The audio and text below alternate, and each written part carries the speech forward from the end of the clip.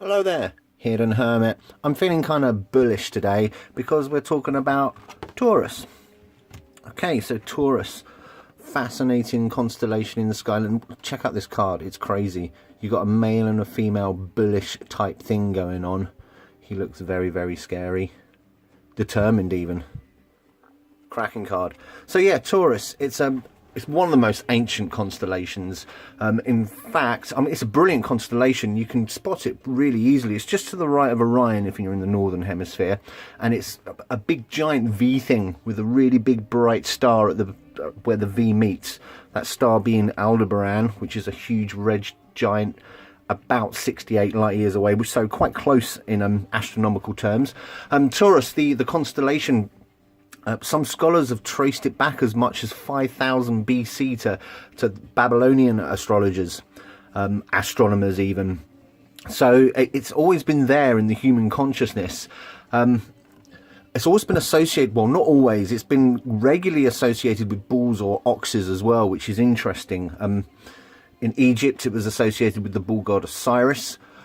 In China, it was a part of the white tiger. When the Jesuits came along, they convinced it to change it to a golden ox. In Hebrew, it was known as Aleph, the first, possibly because the vernal equinox was in there around about the time the Hebrews started looking at the stars and writing things down. Interestingly, there's an Amazonian tribe that called the constellation the jaw of an ox. And even in Celtic cultures, it was associated with bulls as well. So mostly because if you look at the constellation, there's this huge big V that look like horns, and the way that the Greeks and the Romans depicted it as a bull sort of lying prone with its feet underneath its head, so as if it was bowing. And yeah, so bulls as well in ancient cultures, just like Aries, they were slaughtered a lot, they were sacrificed. And the myth part of it, quite possibly in terms of Greek myths, Ovid told the story of Zeus turning into an ox and running away with Europa, a princess, or it could indeed refer to the Cretan bull, which was tamed by Jason. So I think this is possibly an example of myth trying to put stories around much older stories that we know little about, or indeed that archetype of a bull as a sacrificial animal. Who knows? Who knows? I don't know. So if you're a Taurus, Taurus is your sun sign, or if it's your moon sign, or if it's your ascendant, some of the traits that may be associated with you, these might seem familiar. Now, Taurus is a fixed earth sign, meaning it's the sign in the middle of the earthy. Here's Earth looking earthy. The fixed signs are in the middle, so you get the cardinal signs at the beginning that usually mean going one direction, the fixed signs which mean no, we're staying right here, and the mutable signs which are all over the place. It is a fixed earth sign, and some of the traits that may be associated with a Taurus, you're down to earth, which is going back to the earthy sign, and of course that's represented in tarot by the suit of pentacles. So you could be down to earth, you could be very determined, cautious, you're grounded in reality. Ground, there's that earthy aspect again. You're steady on your feet, you're reliable, you value security, whether that be emotional or practical, your job or money. You're at home in your body usually, you enjoy nature, you're good with your hands, determined, you're romantic. You enjoy the finer things in life, so you like good food, you like good wine, you like good companionship, friendship. You're tenacious, loyal if you're treated well. You're hardworking and persevering, and that's just scratching the surface, obviously, of Taurus. Some of the negative aspects of your personality traits may very well be you like to work at your own pace, which is generally leisurely, or could be perceived as plodding, because you refuse to be rushed, and because you like the finer things in life, because you like luxury, a lot of people mistake that for laziness, which is a load of bull. Because you are determined and hardworking and persevering. However, you can fall into a rut because one of your most negative aspects is you resist change. You don't like things being moved around. You don't like plans changing. You're very stubborn as well. Stubborn and resisting change, which could lead to a whole bunch of other negative things like you can fall into self-destructive patterns and you find it hard to break out of them because you don't like change. Yeah, you can get stuck in a rut. You can just remain fixed because you don't like things moving around. You can also you can become greedy because you're very status conscious, because you like those fine things in life, and that security is one of the bedrocks of that. You can also become possessive, dependent, or even jealous. And you don't get angry often, but when you do, you become a bore. So this is obviously a tarot video. Taurus is ruled by the tarot key number 5, the Hierophant. As we've already discussed, you are the fixed earth sign, so Pentacles is your suit, as it were, because you're very earthy. And your ruling planet is Venus. Venus is ruled by the Empress. We'll talk about those just a little bit. So yeah, going back to the Hierophant. The Hierophant's a very interesting character in the tarot, and he is number 5, which could mean all sorts of things. In the original Marseille and the very first Tarocchi decks, he was called the Pope, and you get that sort of sense of religious leadership.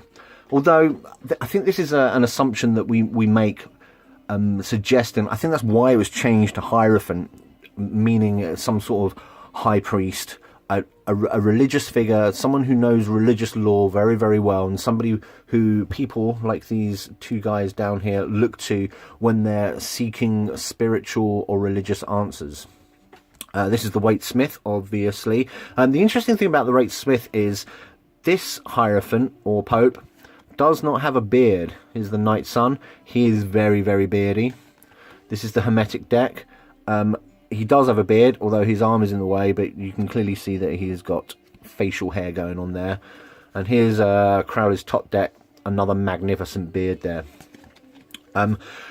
Which is interesting because he's shown as masculine most of the time, except for the Waite Smith, and I wonder if this is intentional, because the Hierophant does have a nurturing nature about him. He wants the best for the people that come to him for his help, and I think that's where the Venus aspect comes in, because the Empress is, of course, the nurturing mother, and I think that's an interesting connection there, and it makes sense as well.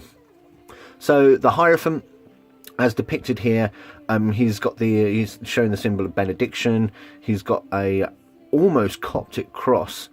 He's between two pillars, and he's got crosses. He's clearly a religious leader of some sort, and people are coming to him for help. Yeah, let's go with the Night Sun here. Here's the Night Sun, and it's showing you that Taurus is the leading sign there. Very similar to the Waite Smith, the same sort of scepter. You've got the balls of Taurus behind him here, which is very clever, in the chair that recurs so much in the Night Sun deck. He's making the same sign of benediction. He's got a very papal hat on. And interestingly, the two figures here, there's a lot more going on here than there is in the Waite Smith. The Waite Smith, they're just sort of kneeling before him. And that's another thing that's quite interesting. The Hierophant's shown as a really big, larger-than-life figure, whereas these two guys, I mean, even if they are kneeling, they do seem smaller in comparison, which I think symbolises the fact that he is the voice of God, if you like, or the voice of the divine. And these people are bowing down and they're respecting that. So yeah, these two other characters in the Night Sun, this guy's handing him a ruler and a triangle. Now, I don't know what that means. However, perhaps he's asking him for particular guidance on maybe something like sacred geometry. Maybe he's offering up help. Look, mathematics, it's godly. I don't know. The other guy here, very interesting. He appears to have a dagger behind his back, and I've really thought about the meaning of that. In this day and age where religious dogma is under a lot of fire from a lot of quarters, all sorts of religions, that may signify that if you are a religious leader, you are going to have to face up some opposition, a lot of negative things from opposing groups. Who knows? The other interesting thing about the Night Sun is the Hierophant here has a blue hand. Now, I haven't figured out what that means yet. I think it's quite important to note that the Hermit also has a blue hand. So I don't know. We look at the Hermetic decks here. Now, in the Hermetic Tarot, the symbolism is all over the place. There's so much going on. You've got an elephant, which is also kind of associated with Taurus, because you get bull elephants. They're also very strong creatures. You've got the Taurus horns down here with the alchemical symbol for Earth, and you've got so many other things going on, of which I can only guess at. You've got all sorts of religious symbols, a pentagram, which, again, a 5-pointed star, going back to the number 5, which the Hierophant is, which could be very, very significant. You've got a Star of David up there. All sorts of crazy stuff going on. Cracking. Here's the top deck. Really throwing the ball, the ball imagery at you. You've got ball heads, you've got an elephant again. Balls all over the place. So yeah, you can't escape the fact that this is a Taurus card. Very similar symbology in here in the Hermetic deck. I'm going to have to read up because I don't know why they're there. But it's almost definitely some sort of religious connection. Now, the way I remember what the Hierophant means, to me, this is the way I remember it, is number 5. So I add 4 and 1 together, the Emperor and the Magician, and that gives me the vibe of the Hierophant, because the Hierophant is an authority. He does know what he's talking about, but unlike the Emperor, which is all about the word, about law, about civilization, the Hierophant goes to that more esoteric spiritual level, which is represented by the Magician. Interestingly, you can also add the High Priestess and the Empress together to give you 5 as well, and I think you get a similar sort of vibe. The High Priestess originally was called the Popess, and yeah, the High Priestess is all about intuition, and she's holding that book of the law. The Hierophant isn't holding a book because I figure he is the law to a certain extent. So yeah, so that's Taurus. Taurus is represented by the Hierophant. Venus is the ruling planet. Here's Venus, looking rather earthy and beautiful. And of course the Empress is Venus, and we all know this because the sign of Venus is in the Empress. We've already seen her before in the last decan of Aries, bringing celebration to the Emperor's life.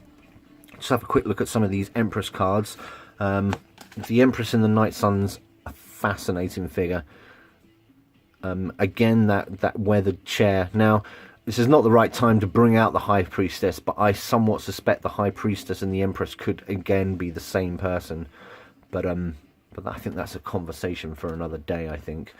Again, the Night Sun tells you that it's Venus, as does all these Hermetic decks.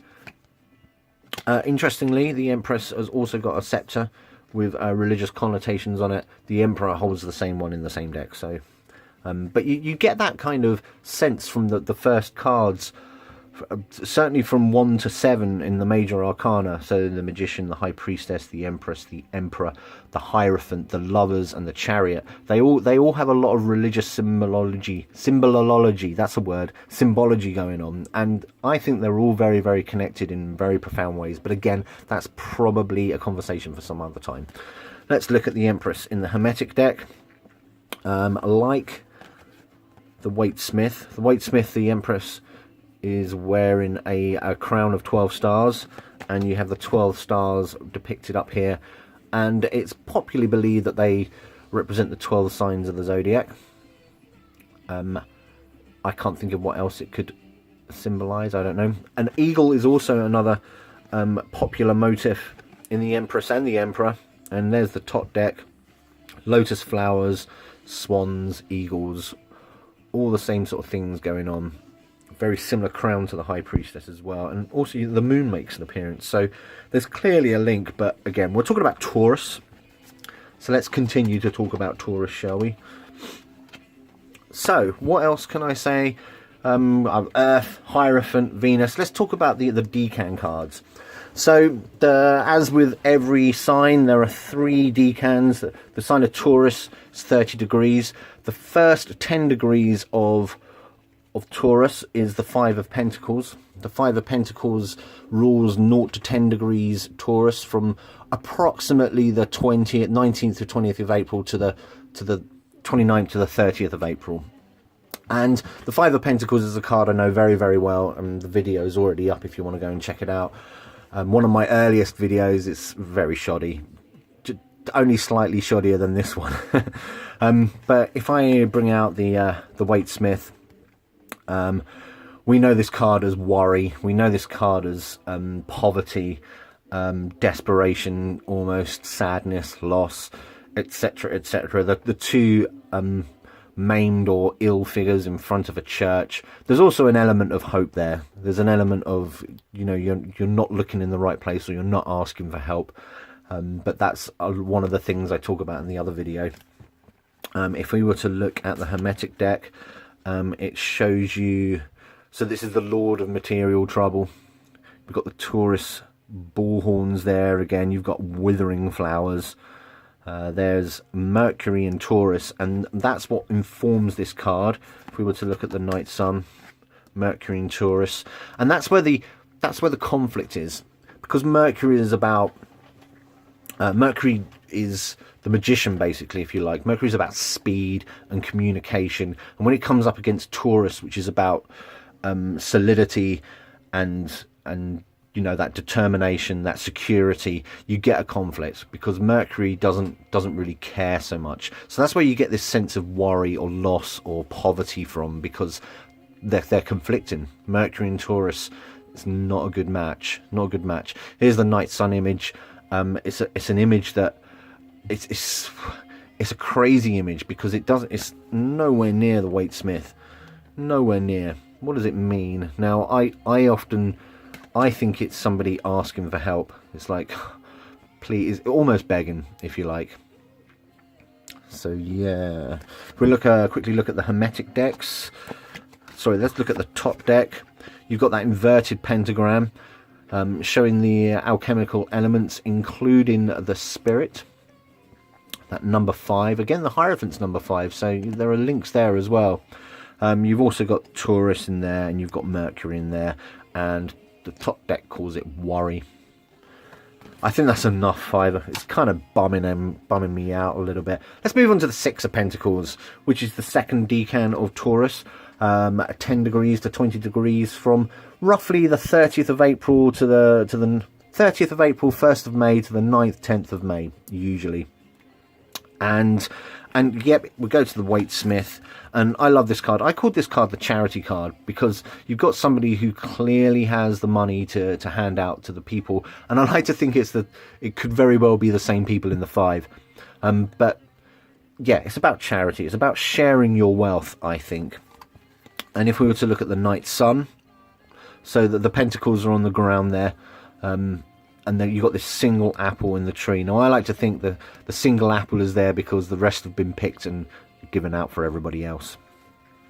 The 6 of Pentacles is the Moon in Taurus, and that's more of a mutable thing, if you like. The Moon's all about that inner side, that sense of flux, if you like. Yeah, and you do get a sense of prosperity, because you have this flux between the 5 and indeed the 7, is what we're seeing in just a second.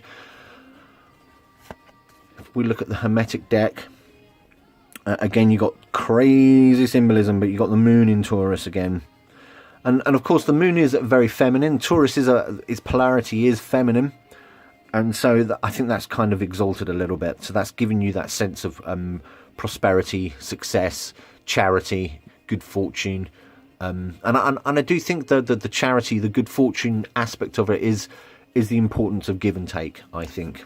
If we look at the top deck, which is a very striking image, it's a very positive image as well. You've got the sort of colour scheme of Taurus in the background and the colour scheme of the Moon in the foreground. You've even got all 6 classical planets. Yep, you do. I suspect the Sun is the middle one. So that's the 6. Now the 5 and the 6 of Pentacles does have a court card as its decan ruler. If you were to think back to the last decan of Aries, I've just pulled out the ace. What an idiot. I'm looking for that 5. I don't want to bring out the 5 because the 5 bums me out. It makes me sad. So yeah, the decan ruler, as with the last decan of Aries, is the King of Pentacles. The court cards, with the exception of the pages, because the pages have the same sort of vibe as an ace, the court cards are each assigned 3 decans.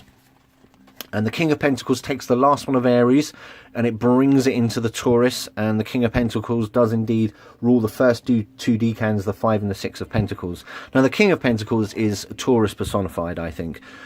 He is, he's a guy who knows what he's doing. He's built his wealth. He's been very determined. It's taken him the time it took him to become king to accumulate this wealth and this prosperity and this security, and as a result he could come across as a bit dull, but he's loyal and determined, just like a Taurus. So yeah, he is Taurus personified. And if we were to look at the Night Sun, here's a guy who knows his stuff. Nice green thing going on there. This also tells us that the King of Pentacles is the airy part of Earth, as all the kings are. The Hermetic deck, here you go. You got this ball symbology going on in all the cards. This guy's got a throne with balls on it. Over here, this king has a chariot being led by a bull. Prince of the Chariot of the Earth. So that makes sense, doesn't it? And of course, Mr. Crowley, with his top deck, decided to call the kings the princes because, you know, he was a bit of a rebel. I want to call them princes. But again, it's this chariot led by a bull. The whole of the earth in his hands there. So yeah, so that's the court card decan ruler for the first 2 decans. When we talk about the 3rd decan, the 7 of Pentacles, so this is the 3rd decan. This is 20 to 30 degrees Aries. This roughly goes from the 10th, the 11th of May to the 19th to the 20th of May, depending on what year we're in. And we get a little bit of conflict with this card amongst decks. So with the Waite Smith, a lot of people look at this card and think, that's a job well done. Look at you. You've planted your seeds and now they're growing. However, if we just have a cursive look at the Hermetic decks. So the Hermetic deck, the Golden Dawn title for this card was the Lord of Success Unfilled. Saturn in Taurus. And if we look at Tot, this one's called Failure, which in my opinion's a little bit harsh, maybe. You've got these really dark colours going on here.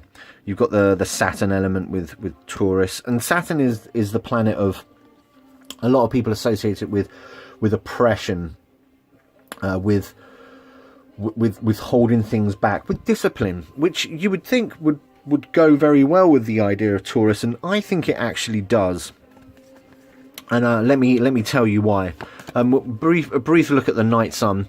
Now the Night Sun's just out there. It's just bizarre. So we've got this guy here, and he's got the 7 chakras emblazoned across his body.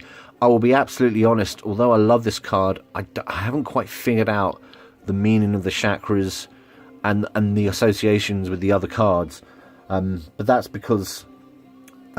why I like the Night Sun so much, because it makes me think so hard. But we're going to put him to one side and have a look at these cards. So going back to the Waite Smith, so this guy has planted his seeds, and I think he's looking patiently.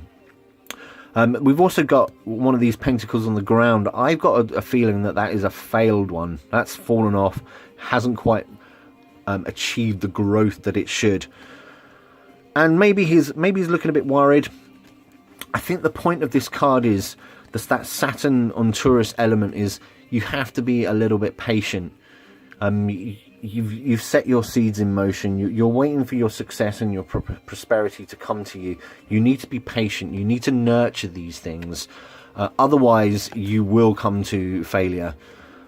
I think Aleister Crowley is probably jumping the gun a little bit. But perhaps, if this comes up in a reading, you should be mindful of these conflicting interpretations of the cards across systems. I certainly think about it, but it's that Saturn influence. So Saturn doesn't mean everything must die. It does mean that you do need to show discipline. You do need to be patient. You do need to not let yourself go a little bit. Which brings me on to the court card decam rule of the Seven of Pentacles. And this is where you get real conflict. Let's leave these down here so we know what we're talking about.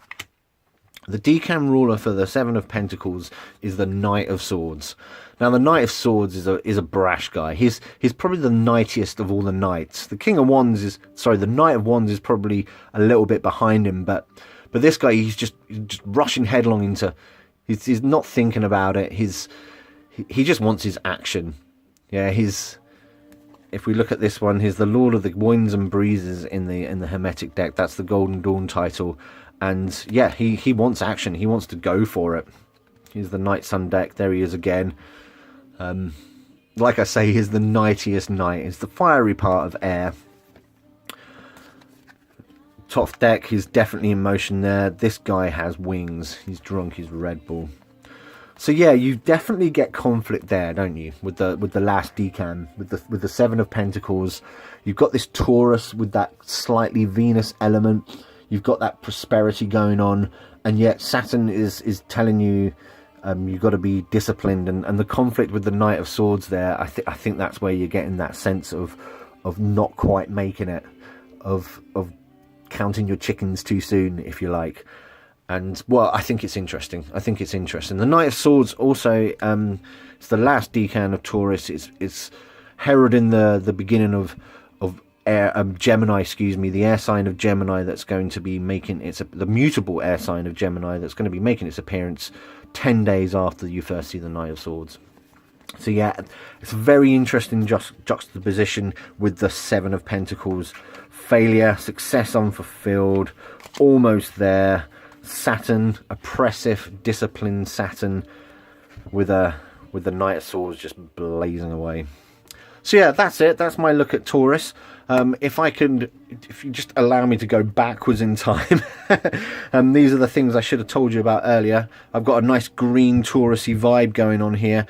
Bit of a wobbly camera.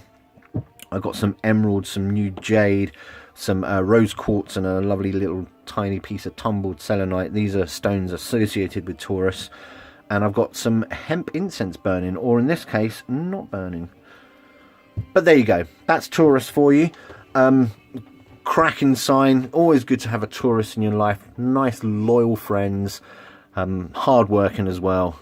Employ lots of Tauruses. In the meantime, this is the Hidden Hermit. Thank you very much. I'll see you soon.